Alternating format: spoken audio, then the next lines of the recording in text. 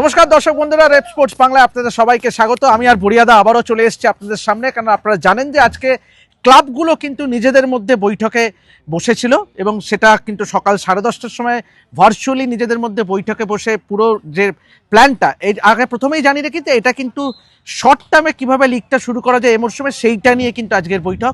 আগামীকাল অর্থাৎ সোমবার দিন কিন্তু লং টার্ম নিয়ে বৈঠক আছে, যেখানে কিন্তু এআইএফএফ এর secretary, deputy general secretary M Satyanarayana থাকবে এবং 3 সদস্যের কমিটি, এছাড়াও ক্লাবগুলোর প্রতিনিধি থাকবে। তো বুড়িয়াদা, এই মরশুমে কি তুমি দেখছো আইএসএলটা শুরু হতে যাচ্ছে?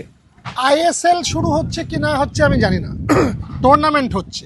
সেই টুর্নামেন্টটার নাম আইএসএল না অন্য কিছু সেটা পরে ভাবতে হবে। টুর্নামেন্ট হবেই হবেই।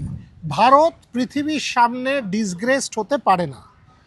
আজকে আমরা কমনওয়েলথ গেমস করব, আমরা হকি ইন্ডিয়া লিগ করব, আমরা ক্রিকেট লিগ করব, আমরা আইপিএল করব, আমরা শুটিং লিগ করব, আর ফুটবল হবে না, এটা হতে পারে না।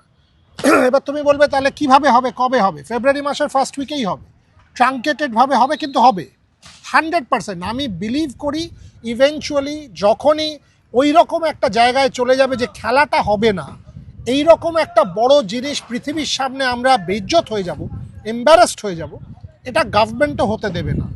টুর্নামেন্ট হবে, কতটা ট্রাঙ্কেটেড, জাঁকজমক কতটা কম, প্লেয়ার স্যালারি কতটা কম, কিভাবে, ব্রডকাস্টারকে, এই ধরনের প্রশ্নগুলোর উত্তর পরে পাবে।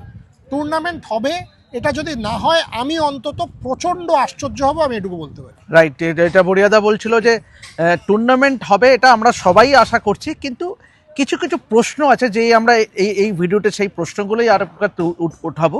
গতকালও আমরা এই একটা ভিডিও করেছিলাম, যে আপনারা নিশ্চয়ই দেখে থাকতে পারেন, যে যদি ধরলাম যে এফএসডিএল আর না যুক্ত হয়, তাহলে এই যে 70 কোটি টাকা যে খরচ লিগটা করার জন্য, এই খরচটা সবাই জানে যে অপারেশনাল ফি বাবদ ক্লাবগুলো 1 কোটি টাকা করে দেবে। এর বাদেও আমরা শুনতে পাচ্ছি যে আরও 3 কোটি টাকা করে দেবে ক্লাবগুলো। একটা সেন্ট্রাল যে রেভিনিউ যেটা হবে সেইখানে টাকাটা রাখা হবে, তার মানে 42 কোটি টাকা। বাকি টাকা অর্থাৎ এখনও কিন্তু শর্টফল দেখা যাচ্ছে যে 28 কোটি টাকা। এই 28 কোটি টাকা কিভাবে হবে? মানে 28 কোটি টাকা এমন কোনো টাকা না। তুমি একটা লিগের পার্সপেক্টিভ থেকে দেখো যে এটা দেশের, তুমি যখন মানে সে আইপিএল, 28 কোটি টাকা ইজ নাথিং, একটা প্লেয়ার পায় ঋষভ পন্থ। সো ভাবলে তুমি দেখো শ্রেয়াস আইয়ার একটা প্লেয়ার পায়। 28 কোটি টাকা যদি একটা দেশের ফেডারেশন না তুলতে পারে, সেটা আমি অন্তত খুব আশ্চর্য হব।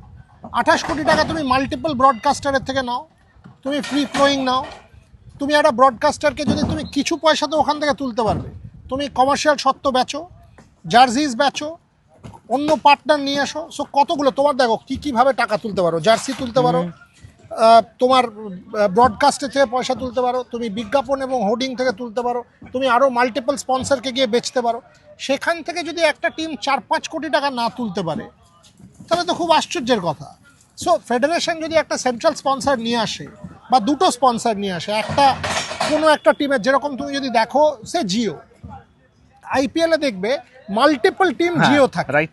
সো তুমি যদি আজকে ফেডারেশন একটা এই ধরনের কোনো একটা কর্পোরেটকে আনে, যে মাল্টিপল টিম, সব টিম একটা ব্র্যান্ডিং থাকলো, প্লাস ব্রডকাস্টের থেকে একটা টাকা, সেখানে 10-15 কোটি টাকা ইজিলি উঠবে। তাই জন্য এই যে তুমি অ্যামাউন্টটা বলছো 25 কোটি, 28 কোটি ইত্যাদি, এর জন্য ভারতের ফুটবল আটকে যাবে, এটা হয় না।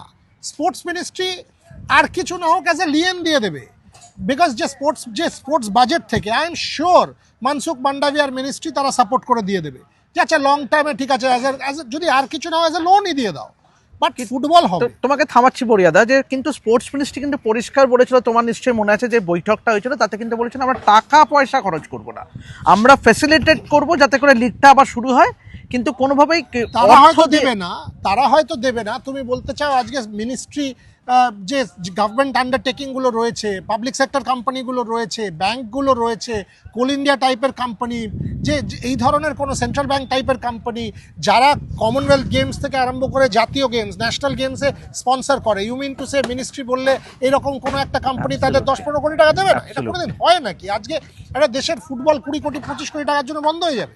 এটা কোনো দিন হতে পারে না। আজকে যদি মিনিস্ট্রি থেকে এই ধরনের একটা রিকোয়েস্ট যায় যে দেখো দেশের ফুটবলের জন্য, এবং অনেক ফুটবলার এই কোম্পানিগুলোতে চাকরি করে, কোল ইন্ডিয়ায় করে, ফুড কর্পোরেশনে করে, ব্যাংকে করে, স্টেট ONGC তে ব্যাংকে করে। করে, ওএনজিসিতে করে, না অয়েল অ্যান্ড অ্যাবসলিউটলি। ধরো স্টেট ব্যাংক অফ ইন্ডিয়া তারা এগিয়ে এসে সাপোর্ট করে দিল, ওএনজিসি সাপোর্ট করে দিল, এ ধরনের হাজার ইনস্টিটিউট, এনটিপিসি সাপোর্ট করে দিল, যেগুলো পাবলিক সেক্টর আন্ডারটেকিং। সেখান থেকে এই ছোট টাকা, দেখো ভাই ভারতীয় ফুটবল হবে, কতটা গ্লিটস অ্যান্ড গ্ল্যামার নিয়ে হবে আমি জানি না, হয়তো হবে না।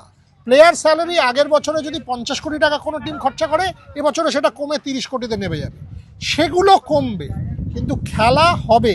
যদি খেলা না হয়, ভারতে যে ধরনের ব্যাকলাশ হবে পৃথিবীর সামনে, সেটা না মিনিস্ট্রি, না আইআইএফএফ, না ক্লাবস, কেউ সেটা অ্যাফোর্ড করতে পারবে না। অলরেডি আমরা দেখেছি যে ব্যাকল্যাশ হচ্ছে ভারতীয় ফুটবলকে ঘিরে, কেননা আমরা দেখেছি যে সিটি গ্রুপ ছেড়ে চলে গেছে, মুম্বাই সিটি বা বোরা চলে গেল, বোরা player। চলে গেছে। সুতরাং যদি কোনো, এবং বড়িয়াদার সঙ্গে আমিও একমত যে কোনো না কোনোভাবে একটা সুরা মিলবে এবং এই লিগটা এই মরশুমেই হবে। এবং যেটা হয়তো আগামীকাল হয়তো যে বৈঠক আছে তাতে হয়তো একটা ডেট আমরা জানতে পারবো, খুব সম্ভবত ফেব্রুয়ারির প্রথম উইকে হয়তো হতে পারে।